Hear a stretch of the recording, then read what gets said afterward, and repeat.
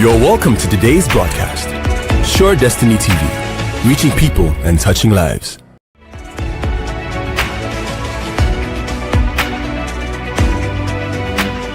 You're welcome to today's broadcast. Sure Destiny TV, reaching people and touching lives.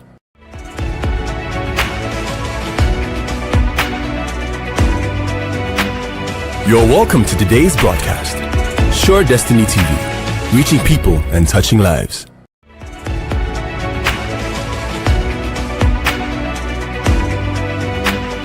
You're welcome to today's broadcast. Sure Destiny TV, reaching people and touching lives.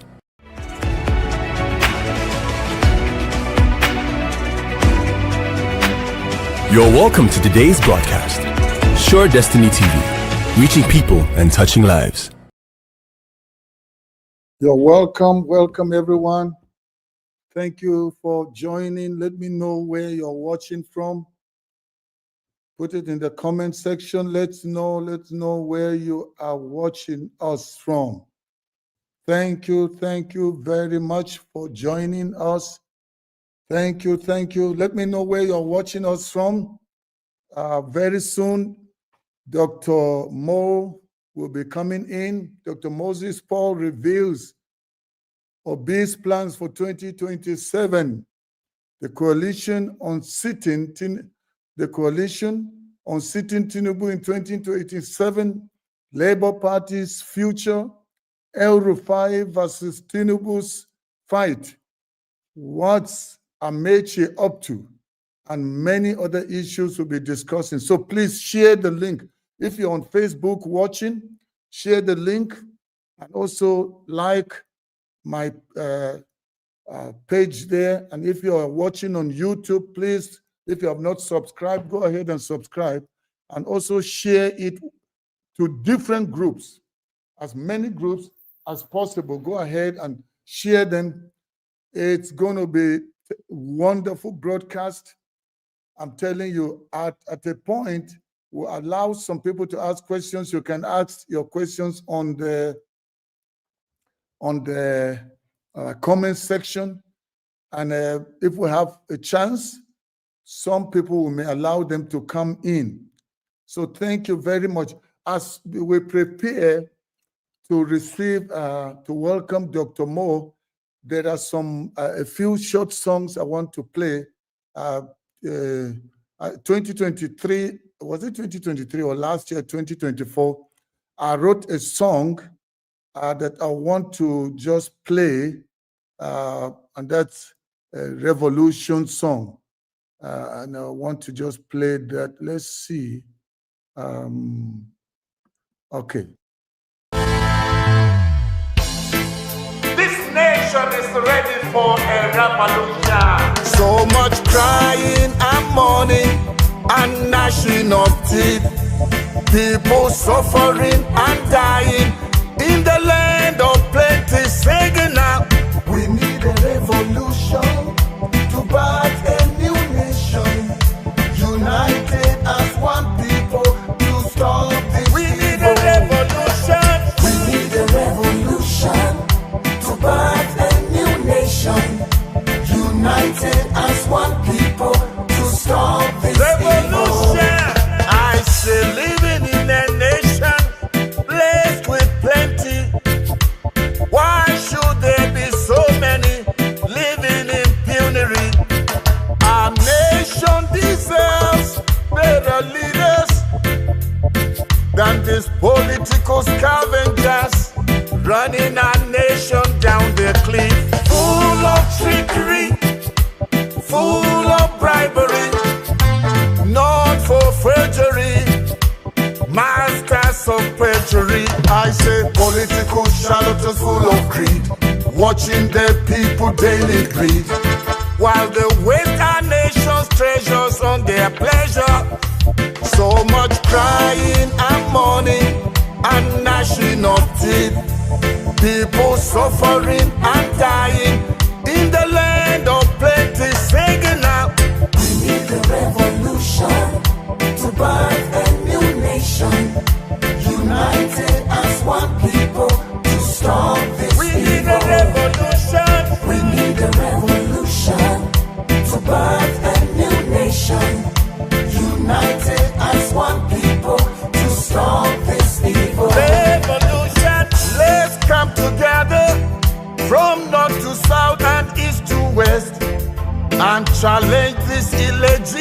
state government, holding to our mandate. They were not voted by the people. In broad daylight, they snatch our votes and run away. The promise restart transmission, but use the Electoral Commission to subvert the will of the people. We cried out for justice and they told us to go to court, but they denied us justice in the name of technicality, corruption. Hello, citizens. This is the time to lay aside our differences and unite as one people. From the north, south, east, and west. It doesn't matter your religion. It doesn't matter your tribe. We must all come together and reclaim our nation back from these evil politicians. They do not have our interest at heart. They are only there for their own selfish interest.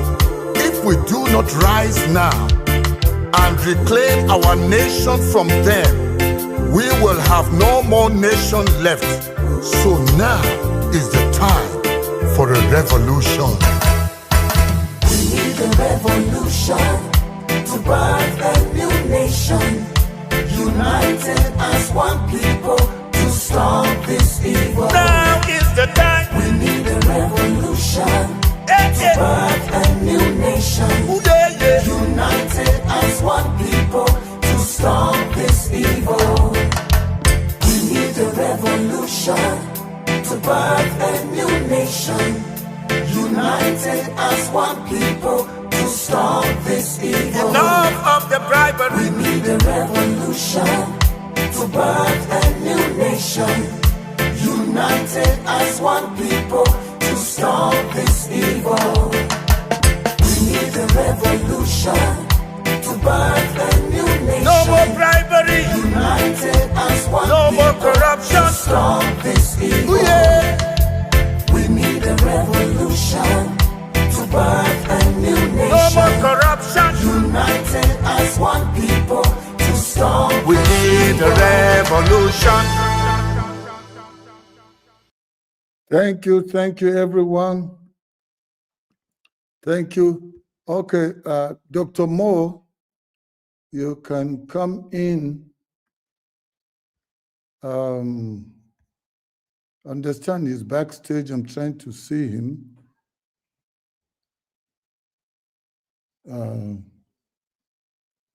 Let's see. Okay, let's see what. Okay, what? I'm just busy checking on something here. I don't know.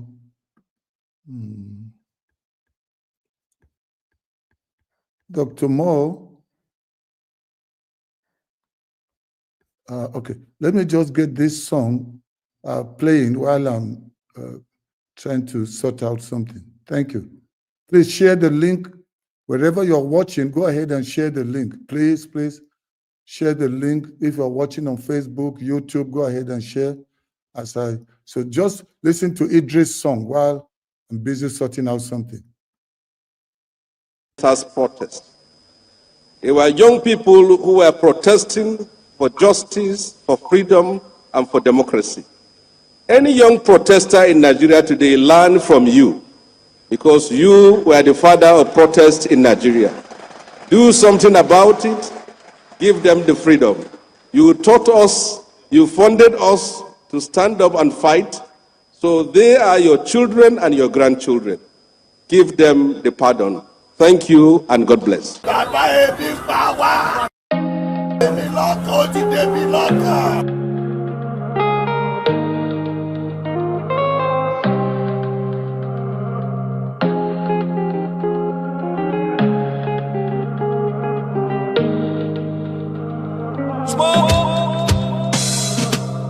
Emi look on, don't turn, Ebi look on. Yorubas are screaming, Hausas are crying, my Igbo brothers are saying, no blame them, Igbos have been discriminated. Even food don't turn to gold in Nigeria. Kidnapping, lucrative business in Nigeria. Imagine saying your grandchildren where they kidnap. By now, your soldiers for don't scatter Nigeria. How common man won't get money for ransom when they kidnap him, his wife and his children? After everything, now kill, they go kill them. See, as Naira, they fall against dollar. A milocon don't turn to a bilocon. And you say make we sacrifice for Nigeria. 7 billion to renovate your residence. 15 billion for your traveling allowance. That's not for you and your only vice president. 40 billion for Aso Rock maintenance. 5 billion for food and refreshment. 100 of millions for dogs and animals. Meanwhile, hunger they kill Nigerians. What did Nigerians do to warrant this treatment? Even Gary, they no fear afford for the family.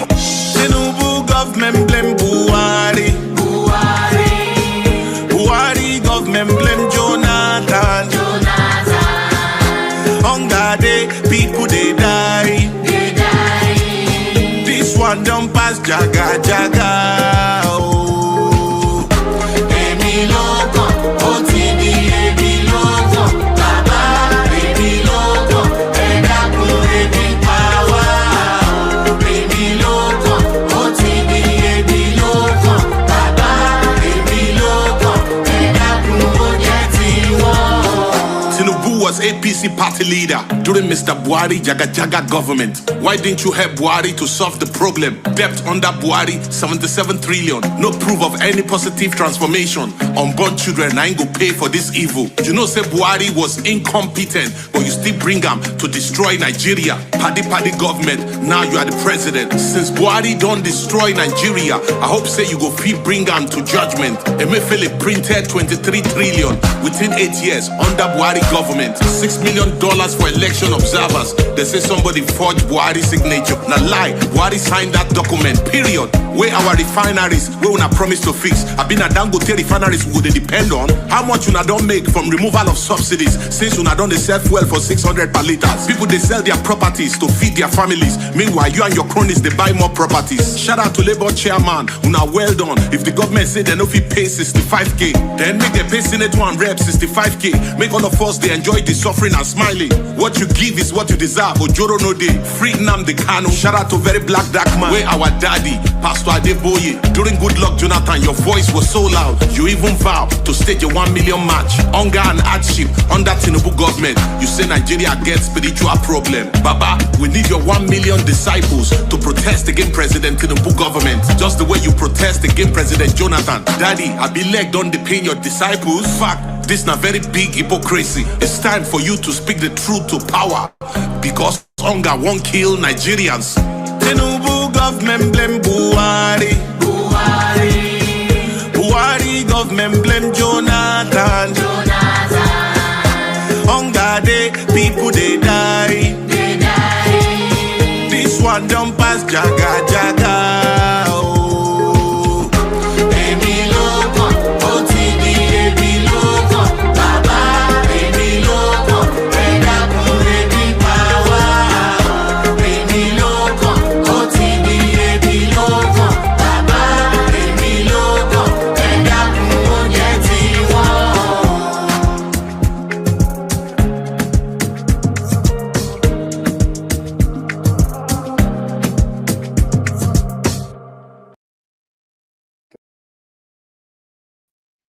Thank you, everyone. Okay.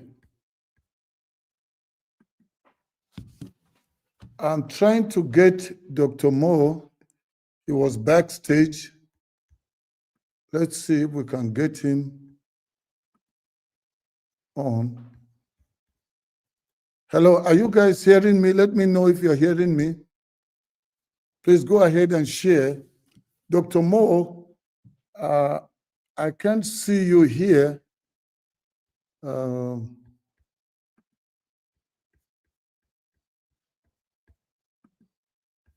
me see.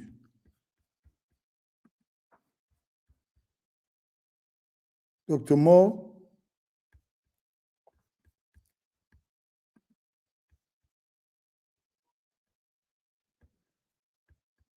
Dr. Mo, are you there?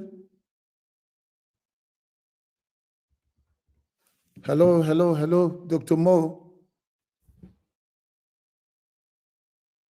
Okay, people are hearing me, but I'm trying to get our guest to come in while we are busy.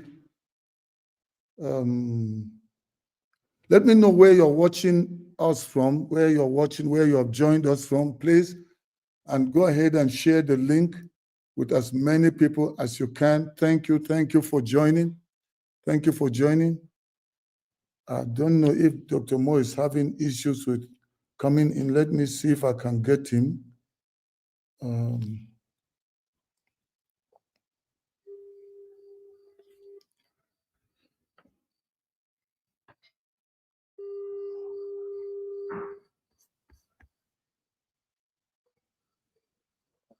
Hello, what's happening? Can you go out and try and use that link to come back in? Okay. Yeah, sorry, please. He's been backstage. I don't know, because I can see him here.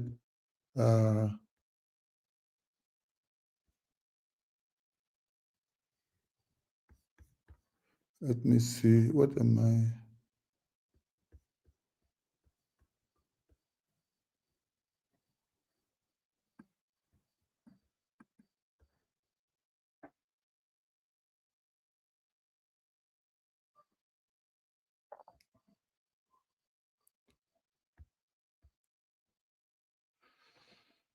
Okay, let's see. Is he coming in? Yeah. Add to the stage. Where is Dr. Mo?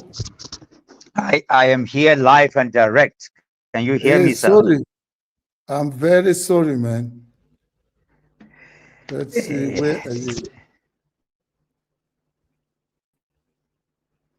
Can you turn on your camera? Do you want it to be vertical or horizontal? Okay. My camera is on, and I can see you. Horizontal. Do horizontal. Yeah. I can see you, and I can hear you. Okay, I'm horizontal. Okay. Now. Yes, this is. So then you're welcome. Thank you for joining. Thank you. It's been a long-awaited one. Yeah. Please, people that have joined us on YouTube, Facebook, and the Show Destiny TV channel, please go ahead and share this link with as many people as you can. Go ahead and share the link. Let's know where you are watching us from, where you have joined us from. So thank you, Dr. Mo. How have you been? Well, it's been back to back. It's been work, less sleep. And that is understandable because Nigeria is in need of restructuring economically, politically, socially, and otherwise. And therefore, men of conscience must rise up and be awake at this time to work. So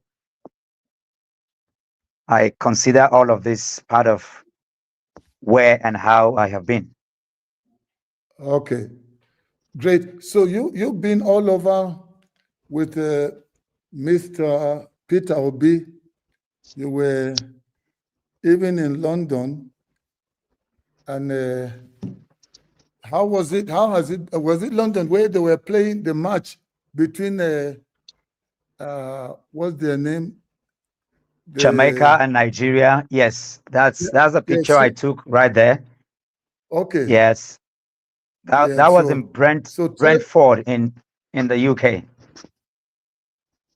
I mean, one would think that with all that has happened now, Emilokon Agbado Master is the so-called sitting president, as Aisha would say, illegitimate president. But then, why is it that everywhere Peter Obi goes, he's not the president, and crowds will gather around him? I mean, see, this is a stadium in the UK, and people are this excited. I mean, what are you picking going around with him? Are people still excited? Are they still seeing the possibility of a Peter Obi presidency? As long as Nigerians are concerned, and I speak from my conviction, from the passion that I've seen everywhere that Mr. Peter Obi has been, whether you're talking about the UK that we just returned from a few hours ago, or Accra, or Houston, or Sokoto, or Kogi State, or Niger State, wherever it is that we have been, and Mr. Peter Obi steps in, Nigerians beckon. They see their president. That's what they see. As long as Nigerians are concerned, that is their president. They're not even seeing an incoming president. They are seeing their hope, their future. They are seeing the president of Nigeria. And I can tell you this, that because Mr. Peter Obi does not give in to frivolities. Every of his meetings are purpose driven. They are like ventures. And so anywhere you find him, it's about engagement, empowerment, and enlightenment. And this is why Nigerians, whether you're talking to fathers, to mothers, to students, wherever you find them, because Nigerians, like I said, is in need of restructuring socially, politically, economically, and even spiritually. And Nigerians have found somebody on whose character, on whose demeanor, on whose lifestyle they can see through and depend on. So Nigerians are looking at their president, not even the president to come, every time they see Mr. Peter Obi, whether it is in the field or it's in the boardrooms or wherever we find ourselves. This is what I have seen traveling around the world with him. Wow. I'm seeing here, you spoke about his being in Ghana. You know, was this the particular trip? This,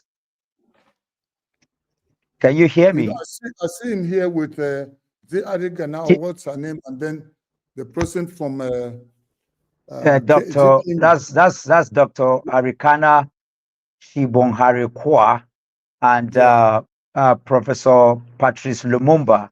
This was at the New Africa Foundation event that was cancelled in Ghana.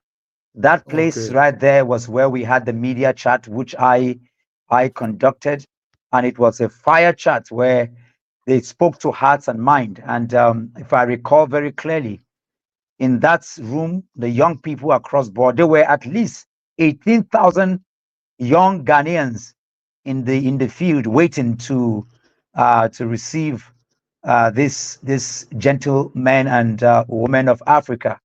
Dr. Arikana, as long as I'm concerned, dead or alive, no African woman has spoken in conscience and clearly, you know, to the divisive narrative of the West and France, particularly about the neo-colonization of Africa like she has done. And she was there to speak. And you have it, the fiery Professor Patrice Lumumba, who was there to speak about the New Africa Foundation. And of course, we have the prolific Mr. Peter Obi, who is the leading politician in Africa today. You know, he was there. And I think because he was too much for the then Ghanaian government to handle, they had to cancel the events. It's always about the fear for the newness and the rise of Africa. But I was right there in the room, and I can tell you, the new spirit of Africa was rekindled in that room. And there's a young man who put the event together. They call him Freedom Caesar. You know, this young man. These are part of the African spirit that gives hope to where we are going as a people. And so I know that for Mr. Peter Obi, it's all about collaborations for anything that will better Africa and better Nigeria. You know, so for him, he goes all about everywhere, laying foundations, you know, for the new Africa through dialogue, through diplomacy, and through data, you know, driven conversations. Okay, Dr. Mo, I had given you, you know, a little signal about some of the things we'll be discussing. I know a lot already. We're already, I mean, you're so loaded. You were the one who had a group of protesters in Abuja to demand for the stolen mandate. And that you did for about 40 days, calling on Nigerians, whether from the north, south, east, or west. And you said, we can reclaim this mandate. But then it looks as if people were scared. And at the end, you even went, worked, joined hands with labor union just to see that, things change. And you've been doing this long before Peter Obi, thought about becoming president. And even before the obedient movement started. We've known you to be a person that's so passionate, you're ready to lay your life down just to see the birth of a new Nigeria. And so, I mean, before I go on to ask you, I know we're talking about Peter Obi, what the plans are, what's happening right now. But before we do that, I mean, you seem not to be doing any other thing apart from just wanting to see Nigeria free. I'm not hearing you running a business, running a company, and you're a doctor. I mean, a PhD holder, and I hear you're all over the place with Peter Obi. Tell me, how do you survive?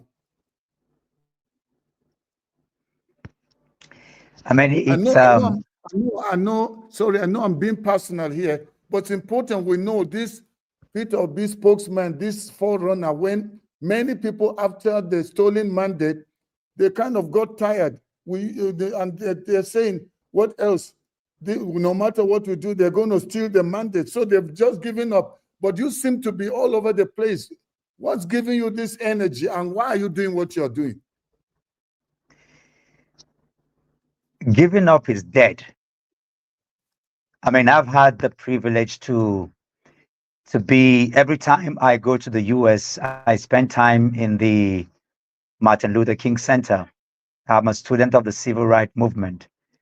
Every time I'm in Johannesburg, when I go to Soweto in South Africa, I've been to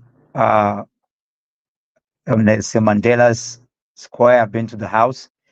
I'm a student of the ANC, and I've looked through their journeys, and I realized for each of these movements, it took at least 80 years plus before Martin Luther King was killed. It took 80 years before Mandela became the president of South Africa. I've had the privilege to sit with presidents and leaders of thoughts and people who have championed, the cause of movements across the globe. And my last was spending time with President Paul Kagame for over 2 hours. And all of this reminds me of what we must do, what we could do, what we must be. And like you rightly said, for those who have been through my journey, this has been at least actively 20 years of civic engagement, patriotic, service to the nation. It has to do with the understanding of Nigeria and Africa, that when you look at, for example, the founding fathers of Nigeria, Nnamdi Azikiwe was the oldest of them all. He was about 40 or 41, which means I am way older than him. When you look at Ahmadu Bello and Pa Awolowo, they were all in their 30s. It means that there is something about the young people and nation crafting or nation building. And so I draw my strength from understanding that Nigeria has not been born yet. That if you look at what we are going through, you look at the status quo. It is important, like I said once to the outgoing EU deputy director, who was very angry immediately after the 2023 general elections. And I looked at him in the room there and I said to him, yes, I understand the pain, the anger, and the angst. However, I have gone beyond that. 150, 200 years ago, Europe was a killing field. The America, the Europe, the Singapore, the Malaysia that we celebrate today, they were worse off than Nigeria. But it took people who believe, it took people, patriots, who could see beyond the status quo of their time. So I do not compare myself with current day Rwanda or current day Singapore or Malaysia or Bangladesh or Indonesia or America. I compare myself with their founding fathers because there was a time when you could not be proud to be an American or a Singaporean or any of the nations that we celebrate today. And so I draw my strength and inspiration, understanding the dynamics of evolution of how nations are built, and to understand that, given the fact that with my background in geography and environment, to look and understand that Nigeria has the potential to be global power even by her natural endowment. And when you look at the ingenuity of the average Nigerian, which is incomparable by any people who have been leaders in Nigeria today, you know that the future of Nigeria is anything but something that will shock the entire world. And so I live within this, the purview of this consciousness. And this is why I keep going, because I know that a new Nigeria is not just a dream, it's not just a cliche, it's not a rhetoric. It is something that we must see, whether in my lifetime or in the generations to come. And so I pull from different, energies. I pull from you, Dr. Harun Agoro. When I listen to you, I pull from you. I pull from different energies around, and they keep me going. And that's why I know, because I know it is not even a matter of belief. I know that the new Nigeria is possible, because I have seen through the movements and through generations and through nations. And I know that we can not just replicate, we can build a nation that when generations that will be born after now will look, they will look at today as something that was impossible, because from human endowment to physical endowment to the environmental diversity and dynamics that we have, Nigeria is second to none on the face of the earth. These are the things that feed me, and this is what keeps me going. And about how I live, I mean, you support me. I get support from Mr. Peter Obi, and of course, I have some other endeavors that I do alongside to keep me going. Wow, thank you, Dr. Mo. I mean, anybody that engages you, you're not like these charlatans, these hungry people that, pay homage to Tinubu just to survive. People like Omokri and the rest, people that speak with different sides of the mouth. Today they say this, tomorrow they will vow with their lives that they can never, never work with APC. And then before you realize it, they are there at Aso Rock begging, looking, and people like Bola and the rest. You've kind of been a man of integrity. I want us to just discuss some of the issues that are kind of sent to you, and as I want us to go, let me just start by say, what are Peter Obi's plans for 2027 elections? Is he standing again on the ticket of Labour Party or another party? If it's another party, which one will it be? What are we looking at? Or he's just a philanthropist going around, to help people. He's not thinking about standing. And if he's standing, what party? Is it Labour Party or which other party? What are the plans? I mean, you don't have to reveal secret plans, but I'm just saying general plans that people that are watching online need to know, because people are wondering what's going on. They see him just all over the place, visiting Mina, visiting IDP camps, going to places where people have been killed. When Tinubu is busy visiting and doing so-called walking holiday in France while his people are dying. So what do you have to say, Dr. Mo? Let me be very clear, Dr. Goro. Mr. Peter Obi is not a desperate politician. He is a devoted, a determined patriot. And I'll be very clear because this means a lot. 2027 is not about personal ambition. It is about the soul of Nigeria. And so it is important to understand that whether it is the Labour Party or any coalition of conscience, what is important and what matters is not the logo on the ballot, but the legacy that we leave behind.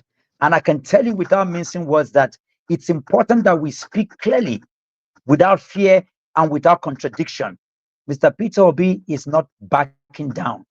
Mr. Peter Obi is preparing, he's listening, he's calibrating, he's rebuilding the structure, learning from the mistakes of 2023. He's building his structure and legacy. However, the difference is that it's not being done with the money bags, but it's being done with what you see, with the movements and with like minds. This is where the difference comes in. The critical mass of people who understands what is at stake. This is what Mr. Peter Obi is doing. And so, yes, he's going into 2027 with all of those consciousness. And of course, like you said, this is not a place to reveal any detailed, strategy. But I can tell you that beyond the agitations, beyond advocacy, even beyond the mobilization, there is an organization going on that will give for a win come 2027. And this is what Mr. Peter Obi is doing. Okay. There are speculations that Peter Obi may be Atiku's running mate, and that if that happens, it will be a game over, even before people go to the polls. What is your take on that? What's Atiku saying? He has run now, is it 5 times, and has not made it to Aso Rock? So, and people said their votes were split. And if they had put their votes together in 2023, no matter what Tinubu did to rig or INEC, they wouldn't have succeeded because it would have been an overwhelming victory. So strategically, since the Atiku seems not to be backing down, or are there some signs of things happening so that people can at least know whether they have something to be hopeful about? What do you have to say on that? Dr. Guru and anyone listening to me, first of all, speculations are the currency of political distractions. And it's important for us to understand that. I don't want us to waste time on rumor mongering. Mr. Peter Obi is not a side chick or a sidekick. No, he's not. He is not seeking to decorate any man's ambition. It's important for us to understand that. Mr. Peter Obi is building a new political culture that is rooted in integrity, in accountability, in transparency, and in service. This is what he's doing. If there will be an alliance, it will be built on equity. It will be built on transparency, on integrity. It will not be built on the recycled permutations of design to sustain the status quo. That's not what it's going to be. And this is what Mr. Peter Obi is clearly about. It is not about expediency. It is about what is required to bring forth a new Nigeria. If you listen to some of the elder statesmen, I was watching and listening to IBB just a few days ago on Arise, where he was being interrogated. He said he has seen the new Nigeria. He has seen the people, the type of people that could lead to this new imagined Nigeria. And when he was pressed on, he said he has seen 2 or 3 people, those who are around their 60s. They are young and they're energetic. And I started laughing. If you listen to even Lukman, or you listen to Babachi Lawal, or you listen to a lot of stakeholders from different parts of the country, it is very clear where the tides are turning towards. And these are even the people up there. Let's not talk about the masses. So I can tell you, it's not time to speculate. It is time to remain focused, to continue to push and move. And this is what Mr. Peter Obi is about. Okay, I actually watched that interview where Babangida. I mean, generally he doesn't like talking much when it comes to this. The one we know that's always talking is Obasanjo. So, but when I watched the Babangida, and then he was pushed and he started to bring age. The moment he mentioned age, I knew the game was over. I mean, it was obvious. He was basically just short of calling out the name. Absolutely. So, yeah. So are you, I mean, what are you picking as the body language of the coalition?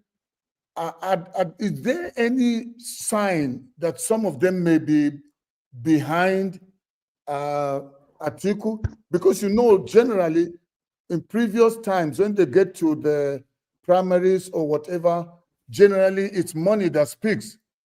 But our principal, the one you've gone all over the world with, it belongs to the camp of we know they receive shishi, we know they give shishi, but people like Tinubu and Atiku are ready to spend maybe the money that they have stolen. So what do you have to say going forward? Because Atiku can buy his way.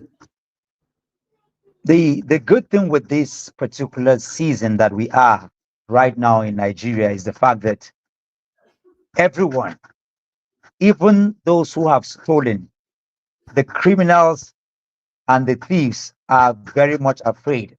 I can tell you that.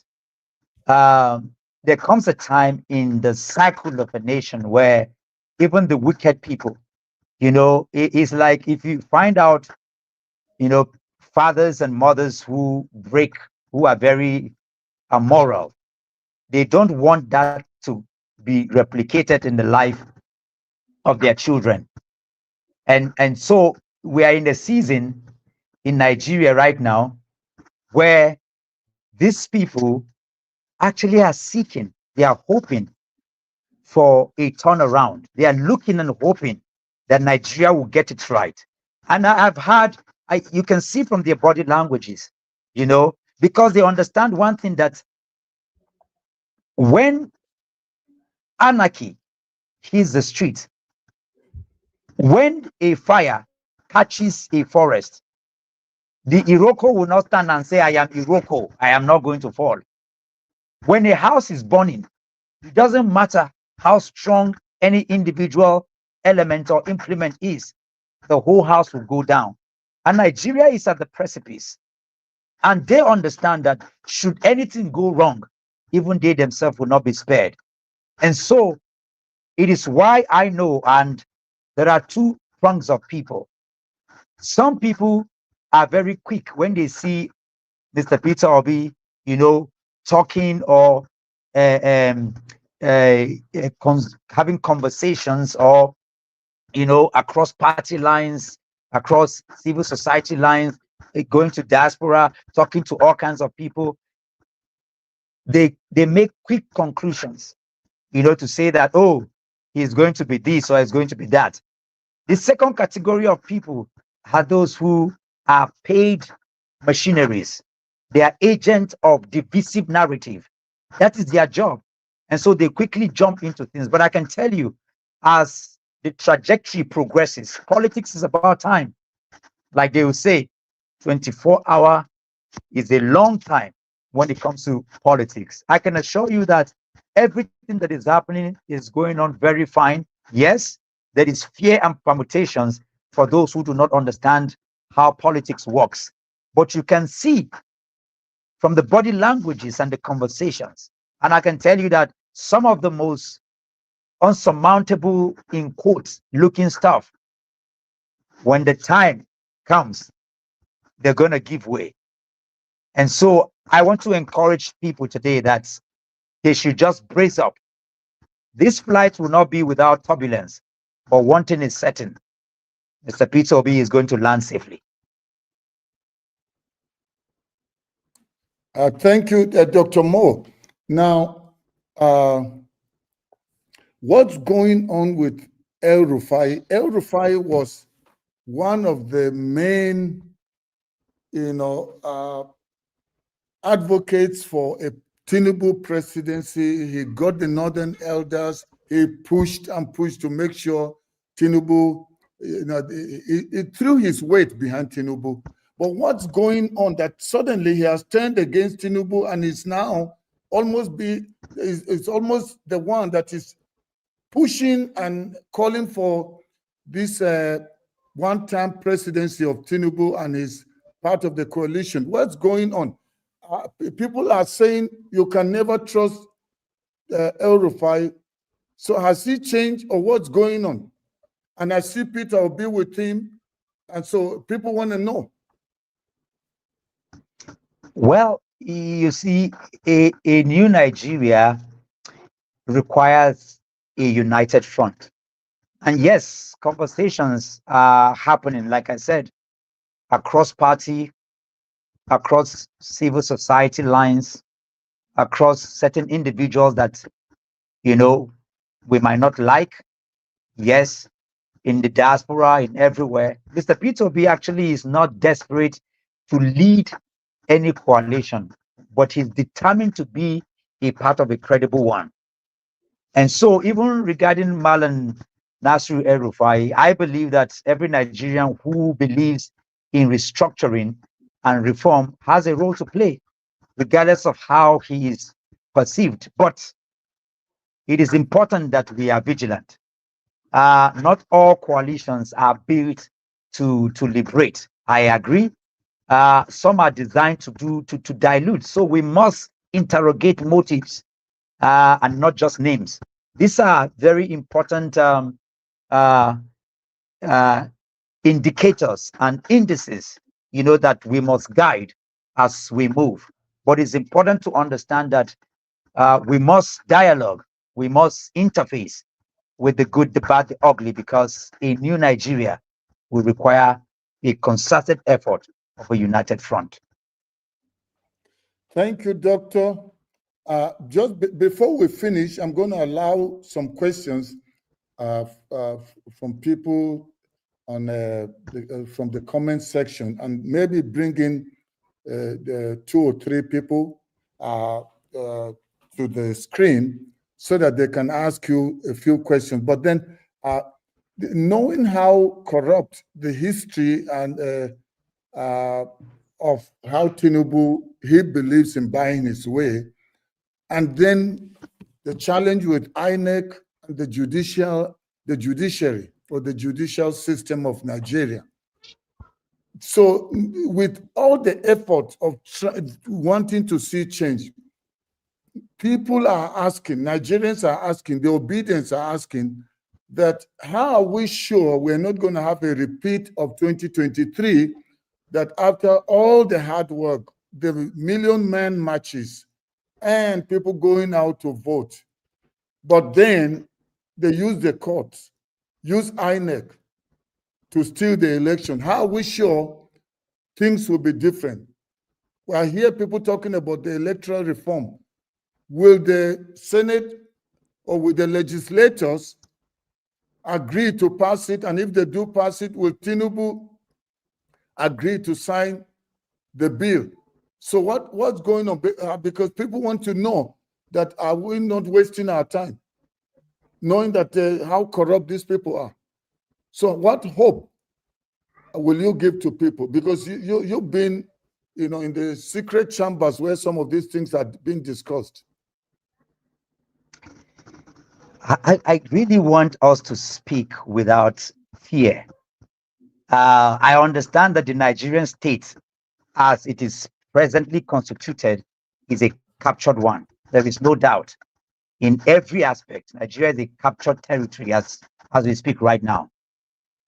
But captured territories have fallen. We have seen, even today as we speak, like I said a few days ago on one of the interviews, if you're as old as I am, if anybody told you that today that APC will be in government, you will not believe, given the 16 years of the former rule of the former party. But it was crumbled. And to break a captured territory or state is not going to happen by lamentation. It's going to happen by confronting, consistent, resistant, by civic resistance.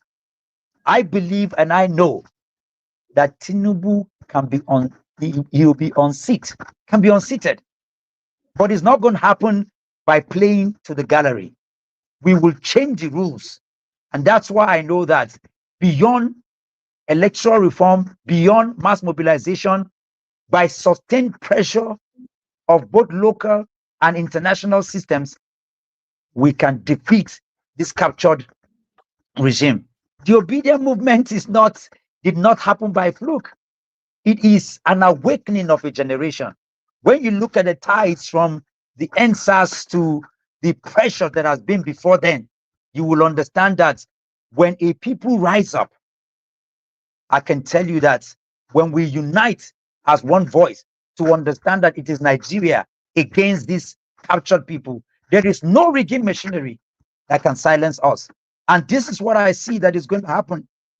2023 will be a rehearsal as compared to what is going to happen in 2027. The hunger, the pain, the anger, the killings, the bribery, the pardon, and all the shenanigans that is going on is unacceptable. People are dying in droves every day. Yesterday, 24 hours ago, over close to 1 million people have died in the last 2 months in Nigeria. No, it is not acceptable. This regime can be removed, can be unseated. If we organize, which is what we are doing, 12 o'clock election day, this regime is gone. There is nothing about this regime. What we see are just window dressing, palpitation by fear of all the people moving from one party to another. It is important. I want to see all the governors move to one side. Do not forget that Mr. Peter Obi, based on their data, we know that he had over 15 million votes, but they could not. I mean, even with all the cutting down of the votes, they still shamelessly allocated 6 million to a man that has no governor, no senator, no House of Rep, no State of Assembly member, no big money bags. 2027 is a possibility. And I'm not speaking just to inspire or motivate people based on data and what I know. This regime will be sacked. You're getting me excited now, Doc. You know that I mean, you are not just a normal activist. You're somebody that's very intelligent and very strategic. Now, what I'm seeing a new trend. Like the weather is changing in the north. The north, the understanding of politics and who Peter Obi is before the 2023 election and the current state of affairs, what do you have to say? Because people say that, you know, I come from the north, you're also from the north, that, you know, when the north gang up against somebody, it's over. So what are you picking up?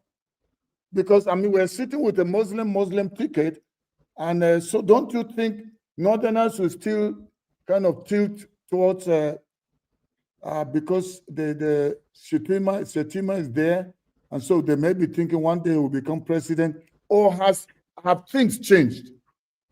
Is there support now in the north? I move around in the north. I move around in the north. I'm smiling because we will do less campaign in this season. The campaign is already on. Dr. Goro, you need to be around and see when we went to Mina, or when we went to Kano, or you see us in Kaduna, or in Brinninkebi, or in Sokoto, or in Borno. You need to see us in Gombe.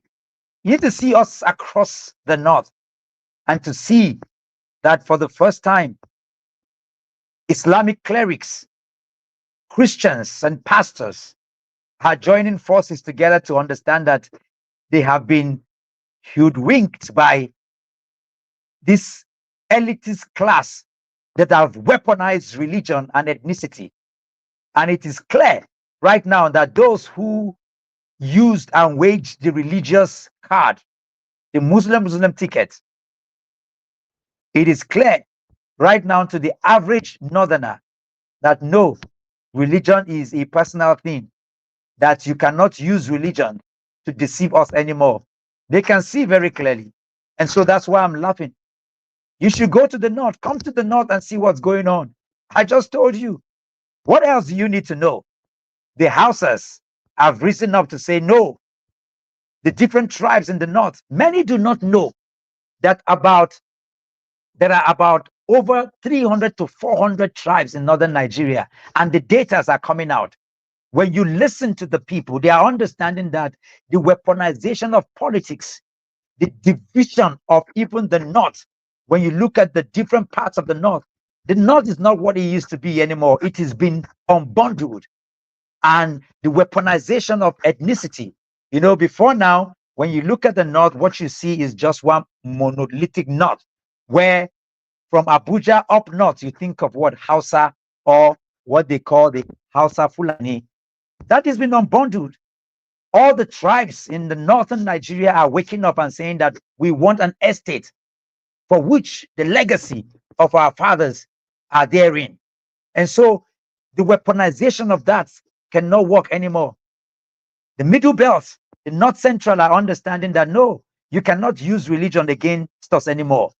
You know, and so this awakening is helping. And when I listen to the leaders, even in the north across board, the unification that is happening against this is why I know that this regime, this current regime, will be history. And so I'm excited, not just because the regime will be removed, but a new culture beyond the parochialism of religion and tribe is being built in Nigeria today. This is the characterization of what Mr. Peter Obi, you know, epitomizes. And they are wondering and looking right now that no, when he speaks, you don't see an Igbo man speaking. You see a man that can liberate northern Nigeria economically. You see a man that can unite. Don't forget that he won Lagos State. What it means is that Yoruba people overwhelmingly voted for Mr. Peter Obi. Every time they want to do that, those tricks, I'm quick to tell them the vote in Lagos was, even at Bodilon, Mr. Peter Obi won in all the polling booths across Lagos. It tells you that what you see in terms of the weaponization of religion and ethnicity is completely been unbundled. And more so even in northern Nigeria. The southern counterpart are beginning to understand right now. And that's why you can see what is happening. That northern Nigeria has huge population of Christians, huge population of different tribes. Same with southern Nigeria. So that's divisive narrative that they keep flaunting. Southern Christians and northern Muslims and all those nonsense and mundane things are being run aground. Today, hunger has no party. Hunger had no religion. Hunger has no tribe. The pain and the anger that is running across from the south to the north is what we are going to galvanize on to bring about a new Nigeria where nobody needs to go home hungry, where people can move freely. When you look at what has happened in these 2 years of crazy Tinubu's regime, where you remove fuel subsidy, Nigerians can't even move. Nigerians can't eat. People are hungry and angry. What we haven't done is we haven't started the campaign yet. And that's why you are seeing, and I want to encourage obedience across board, who, because we are a people of democratic ideals, Mr. Peter Obi is such a democratic individual. When you come to Abuja right now, sir, from the airport across the kilometers to the city gate, it's all painted with Tinubu's picture and billboards of gigantic proportions. It is the fear of what is going to happen. Do you know that it is criminal for you to begin to do what campaign 2 years? The sequence of events that will lead to campaign has not even been given by INEC. So this is a lawless regime. This is a regime where people are rewarded for stealing, for killing, for lying. People are getting ambassadorial positions just for their ability to be able to insult the opposition. This is the regime that we have. People who snatch ballot boxes are being made ministers.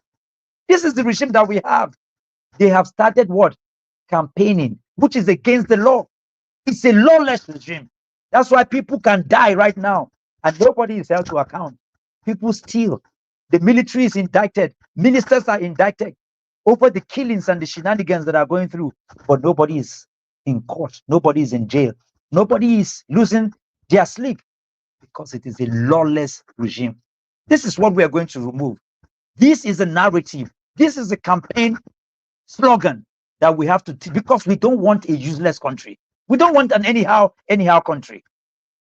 And so when we even say we don't give shishi, it's not because we don't give money, but when the political ideology of a people is all about buying of loyalty, buying of integrity, buying of everything, the value system of this nation has never been this low.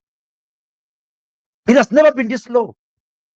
And this is not acceptable, because let me tell you something. People can, no matter the degradation we get as a people economically, we can rise up from it. No matter what happened to a nation in terms of financial or whatever social status, people can wake up.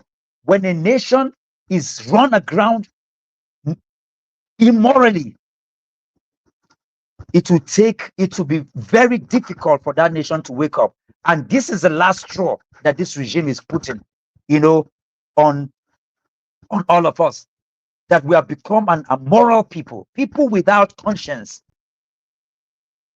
And that is a very dangerous precedent that is set. This is why this regime must be sacked, and sacked immediately, because Nigeria needs to get her feet back morally, spiritually, physically, socially, and politically, so that we can begin to move towards our collective destiny.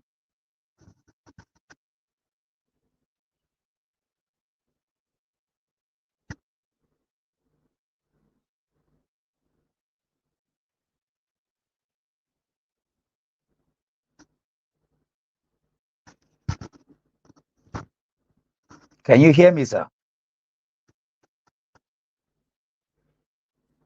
Hello, can you hear me now? I can hear you now. Okay, I don't know what. Okay. No, my mic was muted. I'm just saying this is very, very serious. I just wanted to add that, sir, I need obedience to understand. The proponents of New Nigeria, I just need you to understand that disappointment is not defeat. And that because we are frustrated, it is not finality. What has been awakened in 2023, it's historic. We actually won. The civic consciousness that Nigeria has gained, we've never had that before. That momentum must not win. It is a mandate. The fact that our mandate was stolen does not mean that our life is gone. We will rebuild it, and history always will reward persistence and resistance. We will re-strategize. I just want people to know that things are being cooked behind, and all you need to do is to pray along and hope along and stay focused. This pain will be converted into purpose, and we definitely will win. Okay, so Dr. Moore, there are many obedience that have joined us. Some are still very hopeful, and they believe that change is still possible, and that Peter Obi will eventually become the president of Nigeria.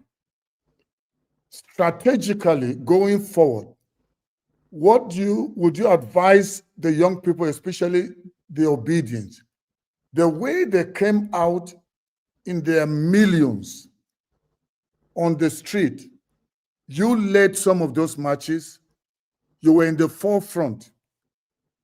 I don't think I'll be saying too much or going off when I say you initiated most of the marches that took place in Nigeria. So, and they started it long before the 2023 election. So what would you suggest should be the strategy now, seeing that you got a lot that are discouraged and they don't kind of seem to see hope in the coming future because of what happened in 2023?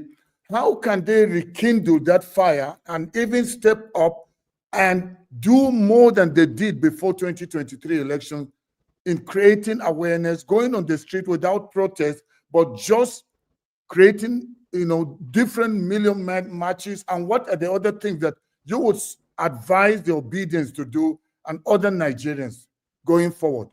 We are not talking about putting placards and doing campaign, but just how can they get together than waiting for 2027?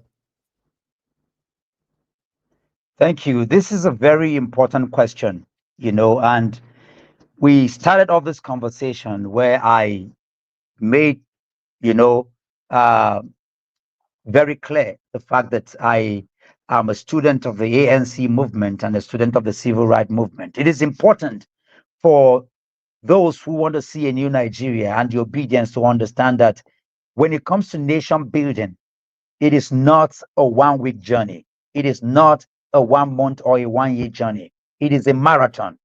And that's why I was very clear that it took almost 80 plus years for the ANC to break through. It took about 80 plus years, to see the light at the end of the tunnel for the civil rights movement. What we have done is something that has never been done before in the history of humanity. That in just 8 months, we broke the status quo. I know and I understand, the feelings. And I can tell you this, looking back, I'm actually thankful that we are not in the seat of power. And I say that because for every movement, there is a stage of maturity that is required in terms of the ability to be able to resist. Otherwise, if Mr. Peter Obi was the president right now, I think almost like has happened when you look at scripture or any spiritual, history book, it is the same people that will be the first, to deal with the person who is the sent one. And so when you look back right now, the reason why you're seeing this apathy and this pain, it is because of what the Tinubu regime has caused. However, if we can stand strong and pull out of this apathy, this pain, and this anger, we would have matured as a movement much more than we started 2 years ago. This is our power. Our power is beyond the ability to mobilize. It is in our organizing. You can agitate, you can advocate, you can even mobilize. It is only organization. It is only by strategy, because we can win. The ability to sustain that winning is another thing altogether. But with maturity and stability and understanding that regardless of what people do, regardless of whatever they want to flaunt, that we have in us the patriotic spirit, the undying, unflinching, that power that never say never. That is what the enemy is always afraid of. When we give in, when we give up, when we cower, when we falter, when we fall, then they win. When I look through times and I watch, whether you're watching a football match or you're watching a boxing match, or when you watch Muhammad Ali, let Muhammad Ali in one of those matches, they punch him, they beat him, you see blood gushing from his nose and from his eyes, and he's dripping, but he still keeps coming at you. That is a strategy that we must adopt. Yes, they look at us as poor rats, as people who have nothing. We can't buy cars, we can't buy anything, we are so poor. But we look at them and we tell them, we reject your money, like some of us have done. We reject the billions, because our innate stability comes from the character and the currency of morality for a reimagined Nigeria, that we're ready to suffer and die in this process so that we can birth a new Nigeria. That is what this regime cannot stand. And this is what the obedient movement must do. And I will say to you that what we did in 2023, if we can regalvanize ourselves, this is what hope and purpose is. If you look at what is happening, and I can tell you, I have a lot of people in the APC, and I talk to some of them, even those high up there. They are completely clueless, and I will tell you here, they do not know how to resolve Nigeria's issue. The economic issues, they can't resolve it. What they do is just lie, propaganda, and mislead people. All they're doing is just paying lying machines all around. Take any of their policies. Nothing is working. So do not, if there is anything, I am more hopeful than even 2023, because you can see what is going on. I mean, imagine if Bola Ahmed Tinubu was not president, for example, we would have thought that he would do anything different. But like Mr. Peter Obi will always say, he has done the best because he continued from where President Muhammadu Buhari stopped. That makes it even much easier for us. What they're doing with flaunting of money here and there, with the shenanigans that are going through, is to ensure that we are broken. But guess what? If there is any time that we need to regroup, we need to reassemble, we need to re-strategize. If there is any time in the history of Nigeria where individuals need to be more patriotic, it's easy for you to love any functioning society. It is now. The people who built America did not enjoy America. The people who built Singapore did not enjoy Singapore. The people who built all the nations that are working today did not enjoy it. So I call on obedience and I tell you, you are the founding fathers of Nigeria if you will birth a new Nigeria. This is our call. In Nigeria where people are not dying. In Nigeria where old bags are not president, and you don't have the kind of nonsense National Assembly that we have. Dramas of sexual harassment and all kinds of padding of budgets. The uselessness that is going on. Where are the young people? One of the mistakes we made in 2023 was not having people like myself and other credible, eligible young people run for office. And this is why I love what people like Aisha Yusufu and other people are doing. Galvanizing young people. We are going to overwhelm them. I don't even want anybody to be bothered. If there is any time to be happy for a new Nigeria, it is now, because things are not working. Our names will be written in gold because we will change Nigeria for the better. The children of nobody will become somebody. I am so excited because the people we see today are going to be history. I don't know about you, but I have never been more excited. And as I roam around the world with Mr. Peter Obi and I see the love. The other time when we were in the field, they said this is the only man that can change Nigeria. Everywhere you go, it was so. Let me tell you what happened. This will be the first time I'm going to say this. In that stadium that we went to, while the masses were cheering up, guess what? They received call from the villa. Do you know that all the football players were warned not to take picture with Mr. Peter Obi? I have never seen that close. The coaches and all the other people who were so excited, suddenly everybody changed. This is the only thing that this regime is doing. That's the only thing they can do. Stop Mr. Peter Obi from attending meetings. Make sure that we become poor. But guess what? They've set the template for us to remove them. This is the power that we have. And so I encourage every obedient, if there is any time to be excited, it is now, because a new Nigeria is on the way. Wow, you're getting me extremely excited, brother. I can see the whole of Nigeria, the streets, the villages, the towns, the stadiums, the highways, filled with not just obedience, but Nigerians. This time around, it's not going to be NSAS, it's not going to be Million Man, it's going to be Nigerian March. Absolutely. Nigerians will be all over the street to take back their nation from this group of rogues. And I'm so happy you said it, that you are happy with all these people that are cross-carpeting and they are gathering together. It's almost like it's a gathering for the sinking of the Titanic. Absolutely. So they are showing their character, they are showing their true nature, that they are not there for Nigerians. Because how can one explain you were voted on the platform of a particular party?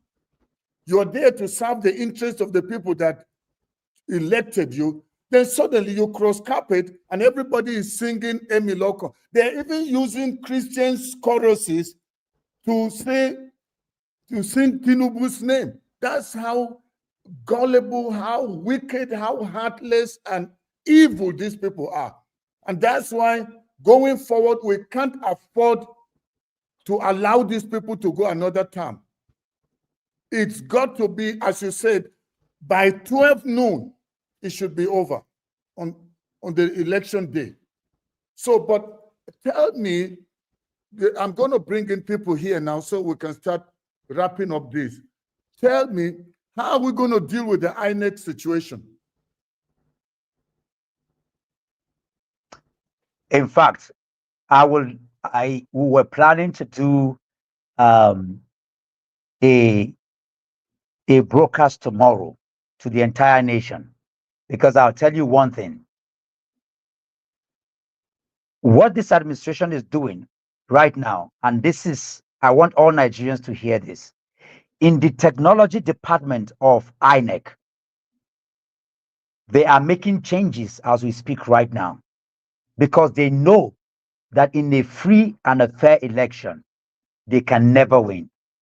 So what they're doing is putting their machineries in the different and critical areas that can help them create the IRF situation. That's what they're doing right now. As I speak to you, we received intel that, so I need Nigerians to wake up and shout and ensure. If you make research right now, you will see that those people who are in the tech rooms in INEC are being changed as we speak right now.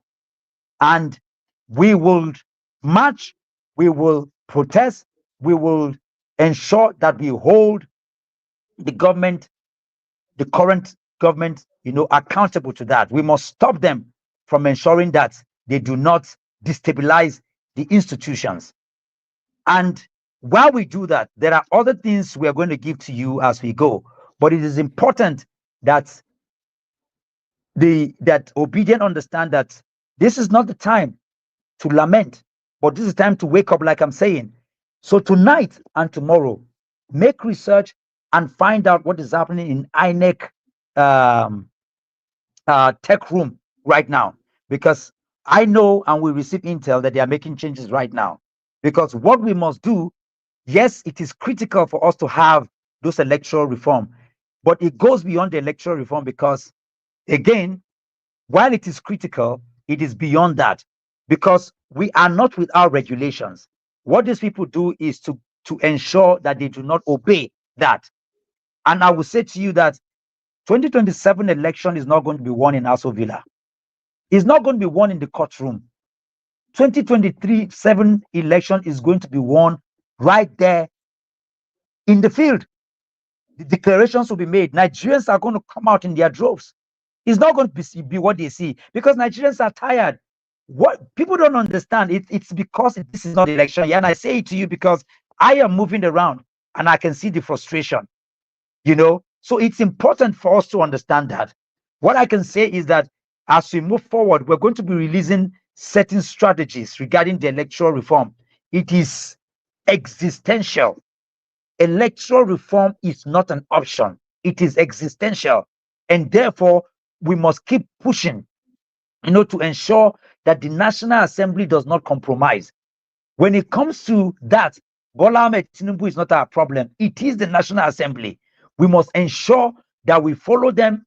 We follow everyone in the National Assembly to ensure that they do what we're asking for through town halls, through pressure, through legal activism, through media engagement, through peaceful mass protests. We must continue to push, and we must push now, and also educate our people to understand what exactly the actions that they must take and what exactly they must do. Because without that, it is quagmire. But like I'm telling you, we are already doing, I am already doing Other people, we have some young people who have woken up. We are pushing on this. We are meeting with the legislatures, but we must find a way, from the legal to the mass actions to the civil engagement, to have a concerted pressure point to ensure that we get them, the National Assembly, to pass those bills. Because if we do not do that, then the people will be left to, I don't want to say that, but what is going to come, because it's in the hands of the people. And it's important. I believe that with these strategies, we will win, because anything short of that, they're asking for anarchy. And I know that they're not ready for anarchy, because anarchy leaves no stone unturned. Wow. Okay, Dr. Mo, let me just see here.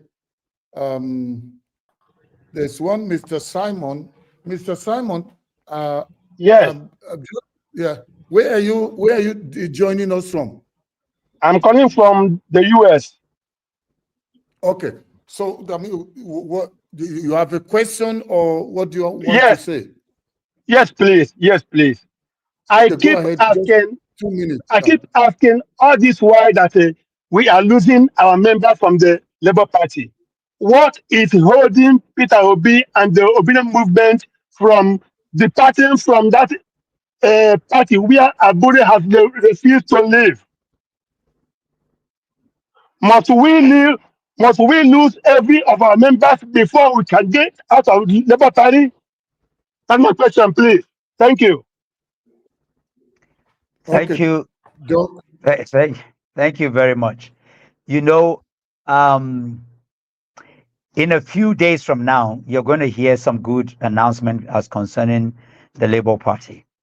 And I will tell you very clearly, the issues with the Labour Party, the internal, squabbles that you see, is orchestrated, sponsored, and pushed by these people in power. That's why you see, even in the chamber, they wake up and say, "Oh, Mr. Peter Obi, if you cannot fix Labour Party, how can you fix, the problem of Nigeria?"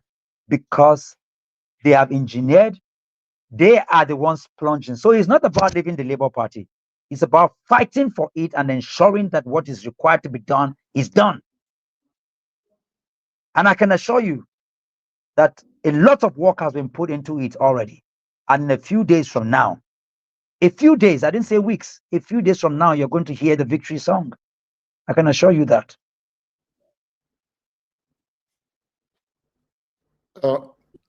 Okay, Simon, are you fine? Yes, I am. Okay, thank you. Please, if there's any other person that's watching and you want to come on and ask Dr. Mo something that is pressing on your mind, please feel free. Just the link is there on Facebook, on YouTube, so you can go ahead and just join us briefly. So, Dr. Mo, tell me, what is it that the Abure, even though you said that we will soon be hearing something, but this was the same Abure that went everywhere with Peter Obi. So people are asking, is it that Peter Obi just cannot discern the people he's working with, and that it's the masses that are saying this person is bad, do this, and people feel like Peter Obi is a little bit too slow? What do you have to say? Is that supposed to be a strategy, or what is it? Like I said again, Mr. Peter Obi is somebody who is very measured. He doesn't give in to frivolities. Everything he does is purpose driven. He is guided by high ideals and principles. And of course, long before you arrive at anything, Mr. Peter Obi is already there. He understands the status quo. What you're seeing is high level intelligence at play. Mr. Peter Obi is a man of high character and ideals. And I can tell you that somebody who have had the humbling, opportunity to have been with all over the world practically. He is very measured as a person, and he does things for posterity. He does not believe in rascality. He doesn't believe in just doing things anyhow. He follows democratic principles and ideals. What people are expecting him to do, is what the current president is doing. They are looking for people that will just be arrogantly, destroying things. Mr. Peter Obi is not going to do that. He's very measured, regardless of what he feels and what's going on around him. He's a very stable individual. He will allow everything to run its course intentionally and deliberately. That's the kind of leader that he is. And that's why we're seeing this. What people are expecting him to do is to wake up and do what is illegal. When you look at the constitution of the party, and that's why you can see even after the elections, he followed through and went to the Supreme Court. What you're seeing with the Abure, I know it is painful because Nigerians have been in pain. It's unbearable even for me, looking at what is going on.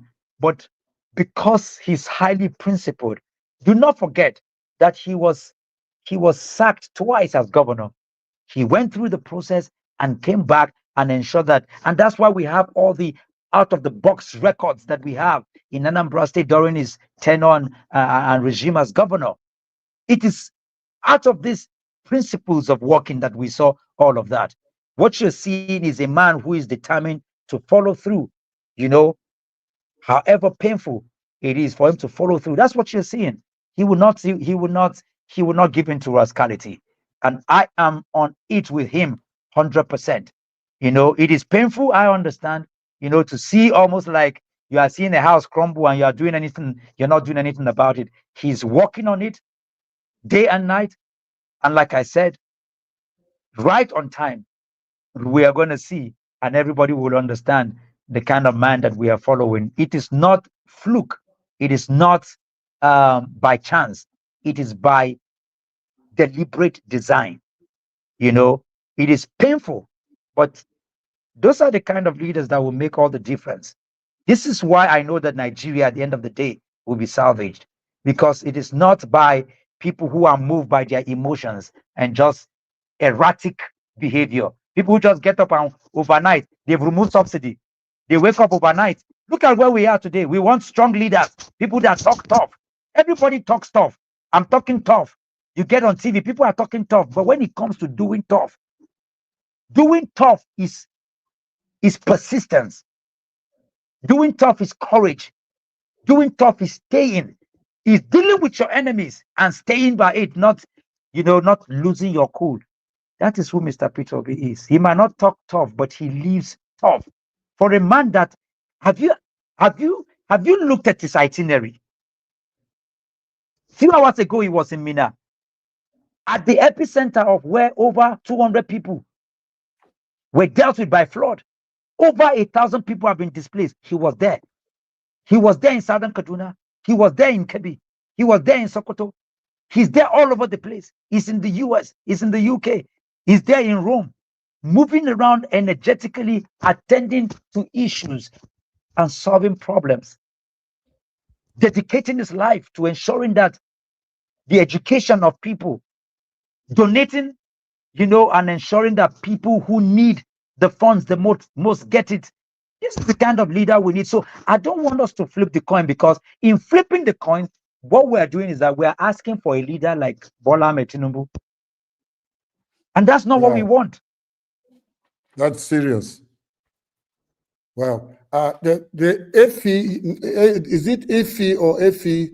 You're backstage. You have to switch on your camera. I need to know who is there before I bring you on.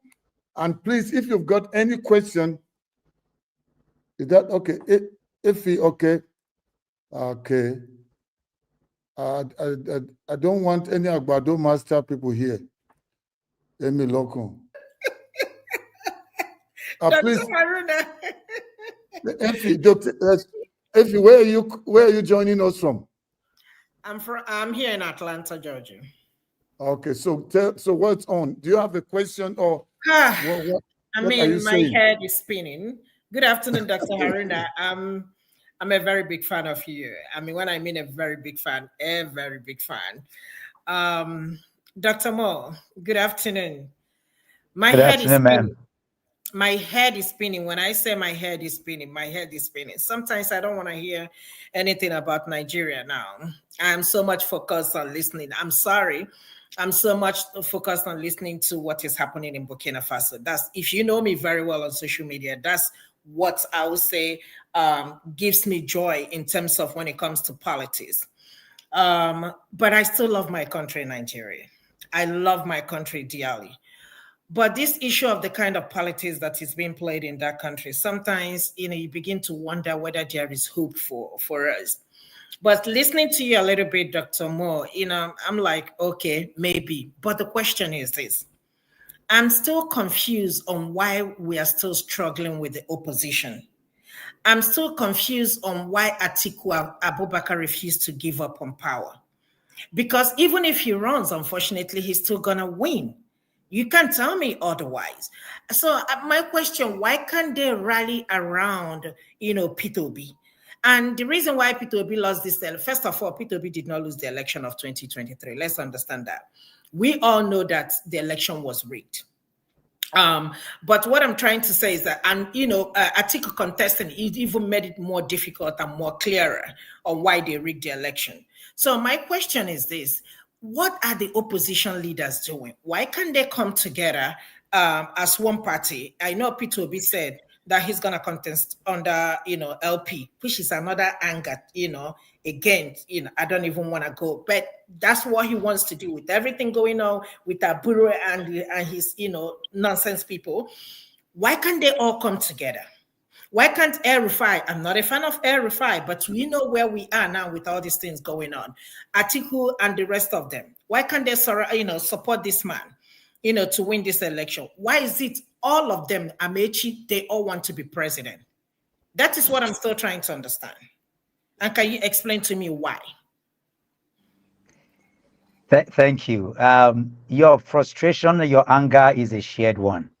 As I travel around the world, what I see with Nigerians, those who have been in America for all their lives, I remember a particular experience that I had in North Carolina shortly after the elections. I was able to meet with some of the people there, and they were in fact, I thought they were going to beat me up because I represent the Nigeria that they see, in spite of all the things that we did collectively.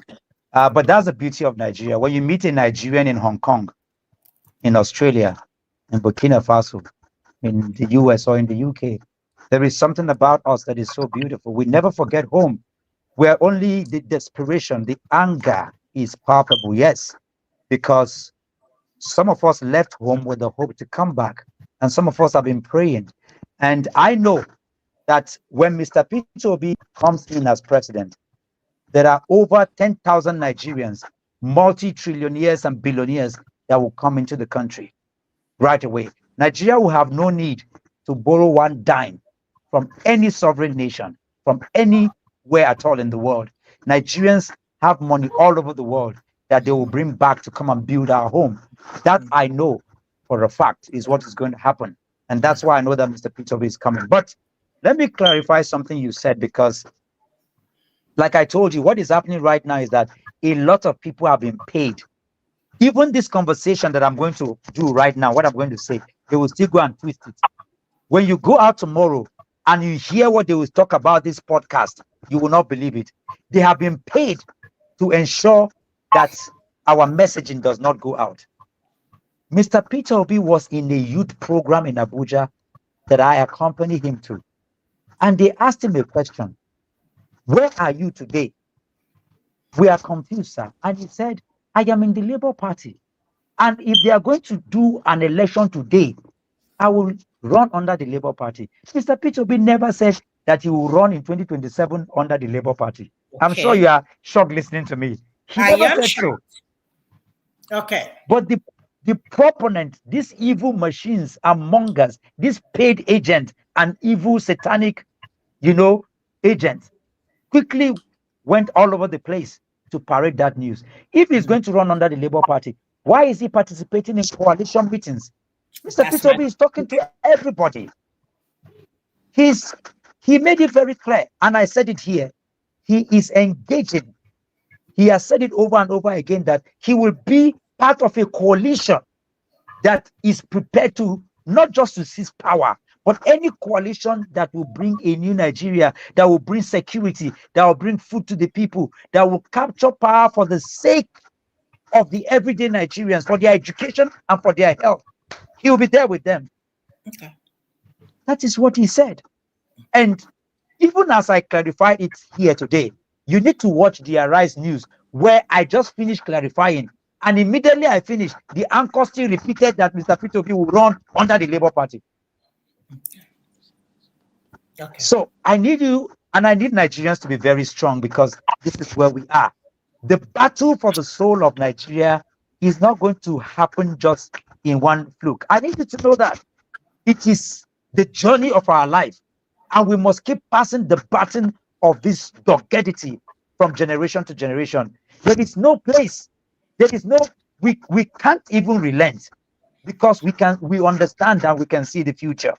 This is why we keep fighting, and Mr. Peter Obi, God goodness, is doing everything to ensure that this burden of Nigeria, when you are around Mr. Peter Obi in 24 hours, your hope, your aspiration, you would think that we are already there. He sleeps and wakes Nigeria. He's thinking of when he's going to go to Otukpo. He's thinking of, the killing in Benue, the killing in Nasarawa. Oh, Dr. Mo, somebody is calling here. Somebody has been injured here. Oh, can we give them 5 million? Can we do 10 million here? Oh, these people, can we give them 100 million? Even when there are people around him that have not eaten, he's thinking about how he can solve the problem of Nigeria. This is who Mr. Peter Obi is. So with leaders like that, and I dare say also that while and this is why it is not a fluke, but you can see that the entire energy of the new Nigeria movement and the obedient is galvanized around him. And like you said, my auntie, my mother, my sister, what you said as concerning why the opposition parties will not all gravitate around him, I believe that is going to happen. I don't know if you listened to me when I came here. I had the opportunity to visit with the former leader. I know what he said, and I know what he's saying now. If you listen to the coalition, because politics is the kind of game where, it's like everybody will be playing until the final thing is done. And for people who are not politicians, it can be very annoying. What is wrong with these foolish people? Why would they not just see? Can they not see? Of course they can see. Even the blind can see that the most qualified person today is Mr. Peter Obi. And in the words of Chief Segun Showumi, he said, all the other candidates, this is a chieftain of the PDP. In the meeting we had in Abuja, he said they are all fake. The only person credible to lead the new opposition is Mr. Peter Obi. There is no, whether you talk about the energy or the understanding of global finance and economy, or whatever it is you want to talk about, is it the education or the health status of the people? There is nobody who, look at his dossier as chairman of bank, as chairman of different organizations and parastatals. Is there anybody whose CD comes close? Is there anybody who has the mental and physical energy? Nigeria, more than half of Nigeria is youthful population, is energy. The only thing that can hold Nigeria down is somebody who can supervise and superintend over the dealings and the happenings. And there is nobody. This is not even campaign. This is just speaking off the cuff about the characterization of who Mr. Peter Obi is. And so I can tell you, my sister, the people you are talking about, they understand quite well. It's just that we're a country where, people keep playing Pangolo, even though they know the truth. They keep hoping. This is why you see that all the people that have been presidents in Nigeria, they came in, some did not bargain for it, some were given some came in through what they call compensation. Some didn't even want to be. This is the first time in the history of Nigeria where we have a president to be who is prepared to be president. And so it's not going to come just easy. And I need you to know that. We are going to fight it through. We're going to negotiate it through. But I need you to know that it's going to happen. At the end of the day, they will galvanize around Mr. Peter Obi. Thank you, Dr. Moore. But, my thing, Dr. Haruna, please, one more. My thing is that there is no time. This is 2 years to the election. So whatever that we are doing, or Peter Obi is doing, or the oppositions are doing, they need to start, fasten it up. There is no time. And, the only thing that always comes to my mind, I know people always tell me stop thinking like that, is that this man wasn't even the president and he rigged the election. Imagine now that he is in the seat of power where he controls everything. Now he's trying to make this country one-party system. Who knows what's going to happen? And that's why I said the time is running out. So if whatever they are discussing, whatever the plan is, they need to start right now so that we will know how we're going to channel our energy and, channel our plans. We don't want to wait till 2026 and say, oh, this is who we support. No, we want to know now so that we start bringing our resources. Thank you. Thank you, Dr. Haruna. Okay, thank you. I think, we just start, and this is going to be one of many broadcast engagement. I'm kind of shifting my strategy from doing a solo production to engaging more people going forward. And there are many people that are doing what I'm doing. Dr. Moore is now going to the different media houses. So we are doing everything possible. The work has already started. If we could have that the level of impact just shortly before the elections in 2023 and cause such a tear that Tinubu had to buy his way. I can tell you, with what we have already started now, by 2026, they will have to hands over, because it will be obvious that no matter what they plan to do with rigging, it's already a failed mission. Because the whole nation know who they're backing. Because we from the north will tell you things have changed. And the moment you can get the northerners to back, already the south is easy for him. But in the north, maybe before you join the broadcast, Dr. Moore made it clear. And I can tell you that northerners have woken up now. They are not playing tribalism or religious card. So what you said about what is his name? The Ibrahim Traore. That's a military person that took over, and it's easy if you have somebody that has a clear agenda and is able to seize power. He can then govern the way Ibrahim Traore is. But we don't want to go back to the military regime. So that's why this type of engagement and strategic planning on how we unseat Agbado Master and his cohorts. And I can tell you by this time next year, we will already be smiling to the bank. I am very confident. So that's why, while we learn from what is happening and we salute Ibrahim Traore, but let's not forget, if Nigeria is still down, Africa is down.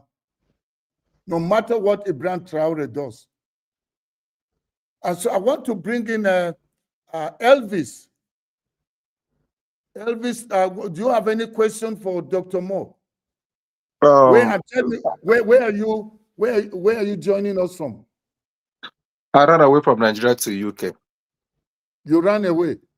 I ran away from Nigeria to UK. You are coming back soon? I'm coming back by His grace, 2027. By His grace.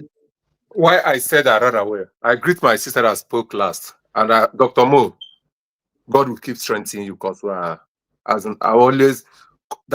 said I'm coming back. Is you and what you're doing with Peter Obi that will bring me back.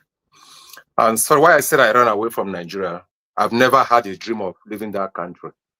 I've never had a dream in my life, because I was born and brought up. All my family, they are based in UK. But I'm soul of Nigeria. I said I'm not going anywhere. But after 2023, I campaigned and worked for Peter Obi. In my community, everybody knows me as Peter Obi first son. I put Peter Obi billboard single-handed in my community. I was doing everything to back up Peter Obi. So when I was preaching to my friends, telling them the reason of voting Peter, because one thing is not about voting, it's all about reading manifestos. When you read people's manifesto, you know what they are capable of doing, because you hold people by their manifesto. So when I went through Peter Obi manifesto, I saw different things from Nigerian politicians. I see somebody knowing what he already planned, what he has for his people. You understand? So I said, I've never met him. Once I met him when he came to Imo State. I was with my boss. That's when I saw him from airport down to Kalonwa Stadium. So I was telling my friends, some of them that stay in Lagos, this guy built Lagos. So to cut it short, I left Nigeria May 28th with my family. I packed my keys, everything. I spent money. I moved out from that country. 23, they swear in May 29th. And I'm not going to witness Tinubu regime till the day. Even though if we should win 2027, I'm not coming. I'm not coming. If you like, you should stay there forever. I'm not coming. I will denounce Nigeria, because it's like living heaven to hellfire. And I will not do that. Egyptians will see tomorrow, we shall see them no more. Not when the man is there. We'll still see what you are seeing now. And why I'm thanking God for what is happening in Nigeria is a revelation. It's an open door to everybody. I believe that Northerners, my brothers and Northerners, they are seeing everything open. Nothing like religion, nothing like tribalism, nothing like anything. Like Peter Obi always tell us, hungry don't know tribe, it doesn't know religion. Everybody are hungry. Everybody are hungry. And that's why I say it's a revelation. Peter Obi will rule 2027 because everybody have seen it clearly. Clearly, because whatever he said in 2023, that is what is happening. The hungry that he preached on, the insecurity that he preached on, is there anything that is not coming true? But Nigerians, they believe to vote, grab it, is my turn. And anything Tinubu is doing is what he promised Nigeria that he's doing. He told them that he's going to continue where Tinubu stopped. And where did Tinubu stop? The Tinubu end where? Buhari stopped. Where Buhari stopped, sorry, my brother. The Buhari end where? So this is the hunger and shaggy promise that Tinubu brought to them. And that's what they voted, what they expected. You understand? Okay. So let me not take much time. Dr. Mo, what I'm encouraging, I don't have any question because people are doing the work. You are doing the work. The only thing I'm here to encourage you to continue. 2027, financially, anything that we do in our local government, because I'm not coming to national order, I'm doing from my local government. You understand? Anything I will do to encourage for Peter Obi to be there, I will do it because we all are Nigerians. Rather than I've run away from Nigeria, based in UK forever, one day my children will say, let me go back to my country and see. And if I didn't face in the country, I don't know what to tell my children. I ran away from the country because of Tinubu. It's a big shame to me. So I don't have any question, but keep encouraging Peter Obi, keep backing him. The world will strengthen every one of us that is making sure that Nigeria will be better for all of us to be in a safer home. That's all I have. Thank you, my brother. My sister, thank you. Thank you, thank you, thank you. Let's hear Ayaka. What do you have to say? Good evening. I just came in now, so I don't know where to start again. I'm just listening. Where From are you joining us? Madrid, Spain. In Spain, okay. Yes. Do you have any question for Dr. Mo? More disappoint us there. I think the day before yesterday was that, I think, or yesterday, if I'm not mistaken. You know, we told you what happened. We told you what happened, and he promised that he was going to come back, and they just came back. I don't know if you joined at the beginning. They just came back. No. I just came in now. I just came in now. So I was just listening to what that my brother is saying. Oh, no. Dr. Mo traveled with Peter, Mr. Peter Obi abroad, and they've been busy. They just came back. And for him to even be here now, close to 2 hours, and he's a very, very busy person. That tells you his commitment to seeing a new Nigeria. So now you missed a lot from him, so you have to watch the rebroadcast. Okay, no problem. I will do that. Okay, thank you. So no problem. Let's hear from Mazi. Any question from you? Yeah, good evening. Yeah. Where are you joining us from? I'm joining from Dubai. Wait, before you speak, it sounds like all the people that are concerned about Nigeria have run away from Nigeria. No. I've been in Dubai for past 15 years. I've been in Dubai for 15 years now. Dr. Haruna, I have been in Europe as far back as 1999. Oh no, I'm just joking. I'm just pulling. Yeah, I've been in Dubai since 2010. So roughly 15 years now. So we used to come in and go. So when the election coming up, we yours in Nigeria. So Dr. Haruna, I thank you for what you've been doing. In fact, I've been following your programs, So I appreciate you and Dr. Mo. I watch Dr. Mo every time with Peter Obi, every time. And then when I watch them, I'm very happy. There's some men of good conscience in Nigeria. And my question goes to Dr. Mo. About this correlation they are saying, I hope Peter Obi is not trying to take the slot of VP. That's my question. If you can educate us on that, because a lot of people, I know if he take that position, I will be very angry and my support will go. I won't support him again. And I believe a lot of people are having the same idea with me. So I want you to explain on this. I hope he's not trying to take a position of VP on that conversion. So that's my question for you, Dr. Mo. If you watch the program when we started, I was very clear as concerning these speculations. And I want you to also know that speculation is the currency of political distractions. That's what they do. And I don't want us to waste time on rumor mongering. But one thing that I can assure you is that Mr. Peter Obi is not a side kick. I mentioned that earlier. He's not seeking to decorate another man's ambition. I was very clear about that. He's building a new political culture that is rooted in integrity, transparency, accountability, and service. That's what he's doing.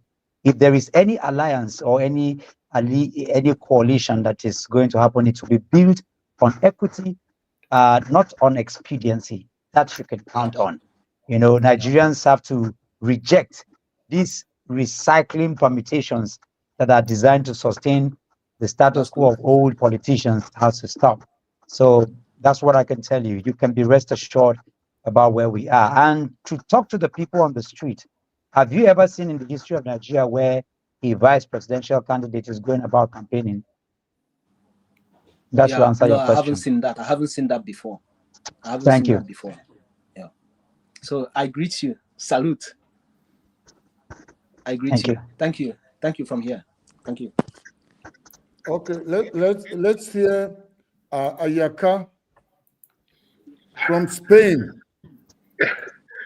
Doctor, I believe I don't have much question. We discussed yesterday or day before yesterday. So you promised that they travel. But nevertheless, the only thing I believe that every one of us should work together as a team. That's what I believe. If we work as a team, I believe we can get what we want. Just like I told you before, Dr. Haruna, I told you that the problem we have is the Northern. If the Northern, we can get those KKK states. If you remember, I said something like that. I think yesterday or day before yesterday, I told you if those one can unite, which you told me there's no problem, that everybody has seen what is happening. They don't need to tell somebody to make up his mind. I told you that when the time comes now, they will go and meet Sadora of Sokoto, Emir of Kanu, give them baggage of money. They will tell the clear Joya, go for this one. They leave, forget what we discussed. Collect the money, vote for the right person because everybody is suffering at it. You understand? So, I told you, the problem, if we can get those not leave. I'm from Anambra State. come rain, come sun, whatever Soludo is doing, he cannot match him there. He can't do anything. You understand? I told you those 5 states in the southeast, he will still clear it. Yep.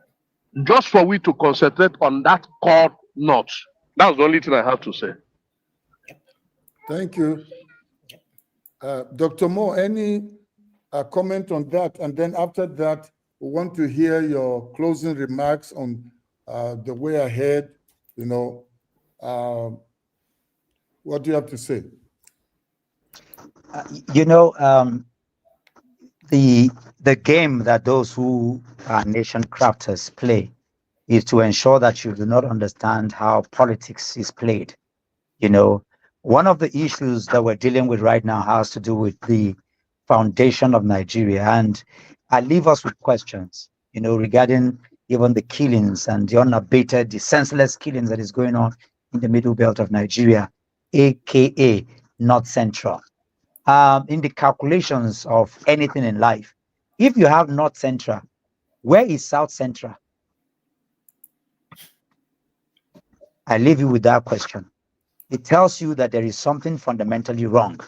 That being said, even regarding the last election, I need us to understand something. You know, I was born in Kaduna. 20 years ago, I served in Kano.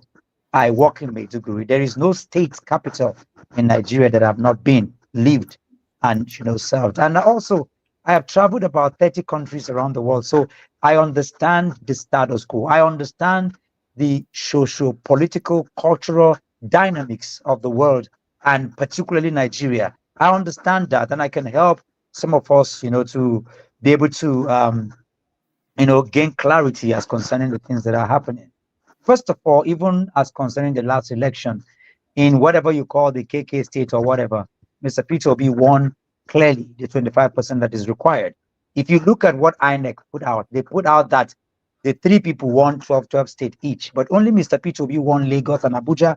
And based on the constitution, you can, even if you all won, the clause is that you will win this and what? The federal capital. And he was the only one that won. So there are no issues or questions in terms of his ability or the perception or the likability of him winning, whether in the KK states or whatever. The middle belt, or what they call the North Central, of course, is in his pocket. He won very clearly. Lagos and other, Southwest states. We're not even talking about the South area. So when you look at, even by the demography of whatever inclination that you go by, Mr. Peter Obi picking the 25% in all of those states does not need anything. What is required is the negotiation and the protection of our vote, and ensuring that INEC does what it's supposed to be. That's where we have issues. And that is where we are working to ensure that we clip the wings, of those areas. That being said, we are home and dry with, Mr. Peter Obi as the next president of Nigeria. In my final words, I want to be very clear that I have been on the ground. I ran across all the states during the campaigns. And I say this to the people that are watching from diaspora. I am not as excited as I am today, even as compared to 2023, because the handwriting is on the wall. Half of the people who voted for Tinubu in 2023 will not vote for him today. What they are doing right now is just buying people, buying loyalty, buying offices. This is nothing short of a criminal captured gang. And I say it on a recorded space because when you break the constitution of Nigeria, you are a criminal. Look at what happened, in Edo State. Look at what happened across all the.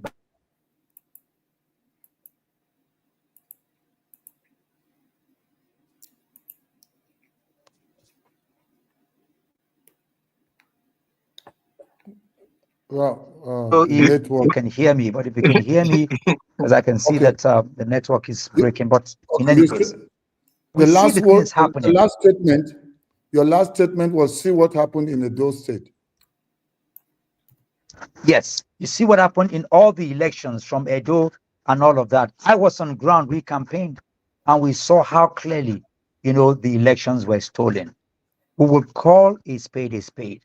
I don't want people to be tired Nigeria is just about 60 years old. All the nations that we're celebrating today are more than 200 to 300 years. Yes, I understand that we're in digital age and we want to see the salvation of Nigeria come very quickly. It's going to come and it will happen in our lifetime. I want to say clearly that Nigeria is not beyond redemption. We are not a cursed people. We are only badly led. And even to that, leadership is not about Messiah syndrome. It is about movement. And that movement is you and me.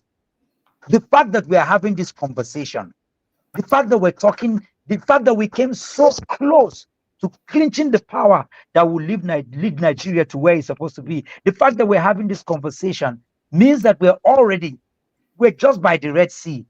We're not where we used to be, if you understand what I'm saying. The destiny of Nigeria will not be determined in Aso Rock. It will not be determined in the courtrooms anymore. What happened in 2023 will not happen. I need us to know that. The destiny of Nigeria is being determined in this conversation, in the boardrooms, in the classroom, in the market square, in the farms, in the town hall meetings. The questions I want to leave with us is, sorry, I just need to put up a call quickly and then I can round up this. The question I want to leave us with is simple. It's not what will Mr. Peter Obi do, it's what is Dr. Mo going to do? What will my sister do? What is Dr. Haruna going to do? This is what we are. And I can tell you, like you rightly said, 2027 is not 4 years away. It is right now. It is the hope that we built now. It is our consciousness now. It is the conversation we're having now. It's owning the stage right now. What we do now is what we're going to see in 2027. And I can assure you, we've learned from our mistakes. We saw the cracks and the gaps, and they will definitely be covered. Do not think that 2023 will repeat itself. If there is any other time to go beyond agitation, beyond advocacy, beyond this grammar that I'm speaking, beyond mobilization, to actively organizing and connecting the dots, it is now, because a new Nigeria is possible. Wow. Thank you, Dr. Mo, and thanks everyone for joining in this very, very important discussion regarding our nation, Nigeria. So I'll be notifying you people about more engagements like this. And Dr. Mo, there are requests being made already that at some point, as we continue, people will want PO to give us, even if it's an hour of his time, to talk to the people. So we'll try and engage with you to see when that will happen, and then we'll notify the people. But I really want to say thank you to everyone that joined, and especially you, Dr. Mo, as busy as you are, giving us this, 2 hours, 4 minutes of your time. More grace to you. May God Almighty keep you safe. Amen. Some people are asking the comment section regarding what happened with the plane, and they want to know how safe is Mr. Obi, because they had something happen with this plane, the plane he boarded. And I know you've told me he's fine, everything's okay. So I don't know, you want to say something on that as we close? Please, let me say something. That happens all the time. I mean, we're always dancing in the air, but you can be assured that Mr. Peter Obi would be the president of Nigeria. He's well, he's sound. He has never been more, how do I put it, optimistic and healthy than ever before. He's doing very, very well. And he's your prayers and your concern are the energy that surrounds and covers him as he goes about his businesses. Thank you very much. And to the people in the comment section, thank you for joining. We appreciate you. Please look and just take alert to know when we have another broadcast. And to the ones that joined the panel, and thanks for your concern. Let's not give up on our nation. We may, have it nice in other nations. Remember, we're enjoying where we are because the people sacrificed to build their nation. So we have to be willing to also sacrifice, even if it's not going to fully manifest in our lifetime. Let our children and their own children have a place they can be, proud to call home and always say, I thank God for mommy, I thank God for daddy, and the sacrifices that they made for us to enjoy.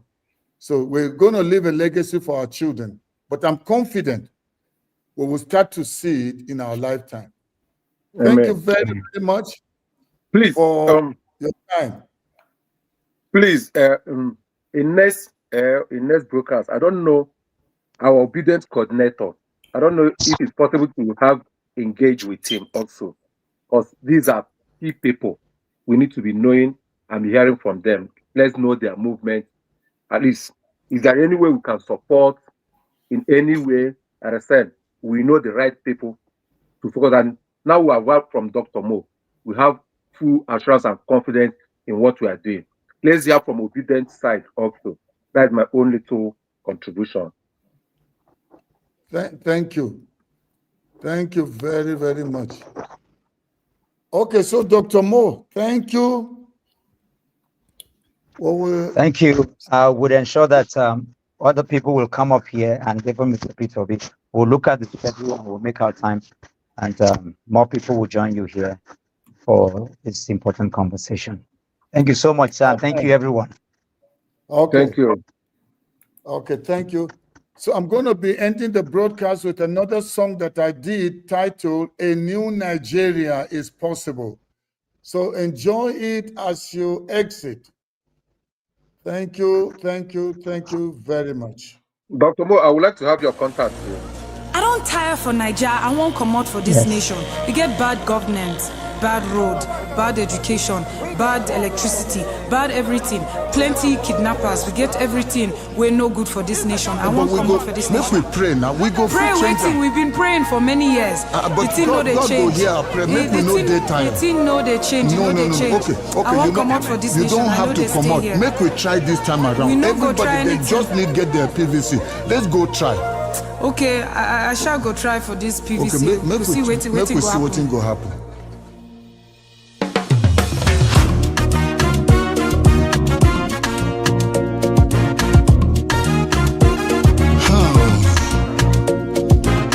The thing where they happen these days, now only God, now Him go help us for this nation. The thing where they happen for this country, the thing where they happen for Nigeria, it too much, yo. This suffer, this magu, I say it's too much, yo. Every day now suffer, every day now hunger. Are we not tired of this suffering? Now is the time, now is the moment to bring about change. We don't tire for bad government. We don't tire for bad government. Them they thief, we they suffer, them they chop, we they suffer, them they thief, we they suffer, them they chop, we they suffer. For so long we've trusted politicians, we trusted one party after another. They promised us heaven and earth, we voted them in. Instead of things getting better, they went from bad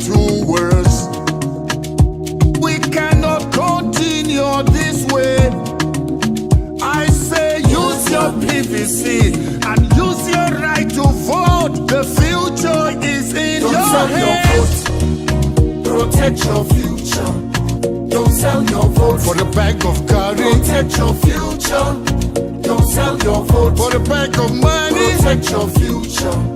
Don't sell your vote. Protect your vote. Protect your future. Don't sell your vote. Yeah. Now is the time that we have to lay aside our differences and vote a person of integrity, a person that will move this nation out of all this kidnapping, out of all this killing, out of the hunger, and out of the pain that people are suffering every day. Whether the person is from the north, south, east, or west, it doesn't matter. We need a leader that will bring an end to poverty and corruption, who will bring about peace and harmony, security of lives and property, a person that will unite this nation as one people under one God. Let's build a new Niger to be proud of. The new Niger, we can build it. The new Niger to be proud of. The new Niger, we can build it. The new Niger. Thank you, everyone. Those of you that are still watching, thank you. Please go ahead and share this broadcast to as many people as you can. We need to engage more people. We're going to be coming again. I will notify you when next I have another broadcast. As I said, I'm kind of changing my strategy this time around, not doing solo broadcasts alone. And then I want to engage people. Discussions like this ones is what I want to be doing so we can hear your take. We all need to team up, work together, speak up, and make sure we take our nation back from these rogues and these thieves that have destroyed Nigeria. You see them all ganging up now together, and it is becoming a one-party state. But it's fine. It's going to be to our advantage. So we know those that actually don't have a heart for Nigeria. So their ship is going to be sinking very soon as Nigerians unite against them. So thank you for joining. If you have not subscribed to my channel, go ahead and subscribe. And if you have not followed me on Facebook, go ahead and do that right now. May God bless you. May God bless the Federal Republic of Nigeria. Thank you for patiently following. Look forward to connecting with you very soon. Once again, this is your friend and brother, and I remain your faithful brother that wants to see the birth of a new Nigeria. And I believe it's possible. And it's not just Peter Obi that will make it happen. You and I, together from the north, south, east, and west, we're teaming up together to take our nation back from these rogues. May God bless you. May God bless the Federal Republic of Nigeria. Have a blessed day or blessed night. I don't know what the time is where you are, but love you. This is Haruna. Bye for now.